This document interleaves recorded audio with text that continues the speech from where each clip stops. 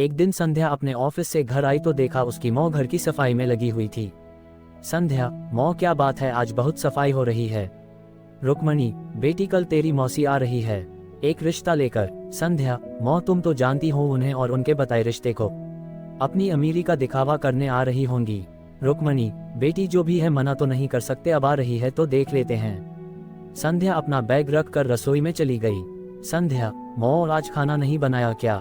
रुक्मणी, और जल्दी बना दिया था, फ्रिज में रखा है, निकाल कर गर्म करके खा ले। संध्या खाना खाकर सोने चली जाती है। रुक्मणी देर रात तक सफाई में लगी रहती है। संध्या सुबह उठकर देखती है तो पूरा घर नया सा लगता है। नए पर्दे, सोफे पर नए कवर। रुक्मणी चाय बना रही थी। संध्या, लगता है मौसी के स्वागत की पूरी तैयारी है। रुक्मणी, हो क्यों नहीं, वो मेरी बेटी के लिए रिश्ता जो लेकर आ रही है। संध्या, माँ तुम जानती हो पापा के जाने के बाद इन लोगों ने हमसे सारे रिश्ते नाते खत्म कर दिए, फोन तक उठाना बंद दिया था, आज अचानक क्या हो गया? रुक्मणी, वो सब तो ठीक है लेकिन अब आ रही है तो खातिरदारी तो करनी पड़ेगी। तू आज ऑफिस से छुट्टी ले ले, मुझसे इतना काम नहीं संभलेगा। संध्या, ठीक है लेकिन मौसी ने ताने मारे तो मैं भी सुना दूंगी। रुक्मणी, अरे वो कुछ नहीं कहेगी और कुछ कहे तो सुन लेना, घर आए मेहमान की बेइज्जती नहीं कर सकते। संध्या और रुक्मणी ने मिलकर जल्दी से सारा काम निपटा लिया।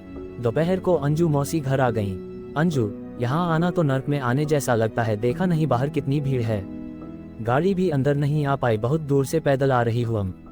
तुम लोग पता नहीं यहाँ कैसे रह लेते हो। संध्या ने गुस्से से मौ की ओर देखा। मौ ने इशारे से संध्या को चुप रहने को कहा।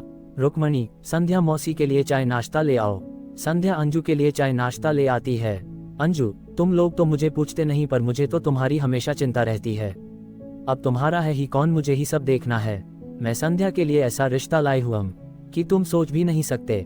रुक्मणी, हो बहन, अब हमारा है ही कौन? वैसे ये बता लड़का कैसा है? अंजू, बहन 10 लाख रुपए महीना कमाता है, मेरे घर के पास ही बहुत बड़ी कोठी है, 2 भाई हैं और 1 बहन भी है, सबकी शादी हो गई, बस ये सबसे छोटा ही रह गया है। रुक्मणी, लेकिन इतने बड़े घर से बात कैसे बनेगी, हमारी हालत तो तू जानती है। अंजू, अरे तू चिंता मत कर, मैंने सब बात कर ली है, उन्हें कुछ नहीं चाहिए, दोनों तरफ की शादी का खर्च उठा रहे हैं मेरे कहने पर। बस एक बात है। रुक्मणी, क्या बात है? अंजू, उस लड़के का पहले विवाह हुआ था लेकिन 1 ही साल में पत्नी का देहांत हो गया, इसलिए अब उसे कुंवारा ही समझो। रुक्मणी, क्या दूजिया को कैसे ब्याह दूं अपनी बच्ची? अंजू, इसमें हर्ज ही क्या है, वैसे भी तुम्हारे पास पैसे नहीं हैं, बिना पैसे रिश्ता हो रहा है, राज करगी संध्या वहाँ। रुक्मणी, नहीं नहीं, कोई कुवामरा लड़का हो तो बता। संध्या, मौसी एक रिश्ता लाई, वो भी ऐसा। अंजू गुस्से में उठ खड़ी हुई। अंजू, भलाई का तो जमाना ही नहीं है, तुम सोच लो, ऐसा रिश्ता रोज रोज नहीं मिलता। संध्या, मौसी हमने सोच लिया, ऐसा रिश्ता हमें नहीं चाहिए। संध्या का गुस्सा देखकर अंजू थोड़ा सा डर गई और बात बदलते हुए बोली, अंजू, संध्या तो बच्ची है, रुक्मणी तू सोच कहाँ से आएगा पैसा, मेरी बात मान, इस रिश्ते के लिए हो कह दे। रुक्मणी, ऐसे कैसे हो कह दूं? अंजू, तुम एक बार लड़के को देख लो, नहीं समझ में आए तो मना कर देना। संध्या, मौसी हमें ये रिश्ता नहीं करना, चाहे मेरी शादी हो या ना हो आप चिंता न करें, वैसे भी आपने आज तक कभी हमारी सुध ली है। ये सुनकर अंजू गुस्सा होकर चुपचाप वहां से चली गई। रुक्मणी रोते हुए, संध्या हालात कितने बदल गए, जिस बहन की शादी मैंने पिताजी से लड़ झगड़ कर अच्छे घर में करवाई वो तेरे लिए कैसा रिश्ता लाई है। संध्या, मौ तुम चिंता मत करो, ये लोग हमारी गरीबी का मजाक उड़ा रहे हैं, एक दिन सब ठीक हो जाएगा।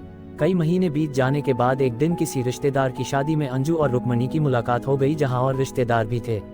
अंजू, देख सुशीला, मैंने इतना पैसे वाले घर का रिश्ता बताया था संध्या के लिए, लेकिन मौ बेटी ने ठुकरा दिया और अभी तक कुंवारी बैठा रखी है घर में। सुशीला, लगता है अंजू तुम्हारी आंखें पर पट्टी बंधी है, तुम्हें पता है संध्या डीएम बन गई है, अगर तुम्हारी बात मानती तो नरक ही भोगती। जिस लड़के के बारे में तुम बता रही हो वो 1 नंबर का गुंडा है, मुझे सब पता है। रुक्मणी, और सुन अंजू, मेरी बेटी का रिश्ता बहुत अच्छे घर में पक्का हो गया, मेरी बेटी को सरकारी आवास भी मिल गया है, जानती है लड़का नेवी में है, किसी की मजबूरी का मजाक बनाने से पहले ये भी सोचना चाहिए कि कभी न कभी सबके दिन बदल जाते हैं। अंजू बिना कुछ बोले वहां से उठकर चली गई।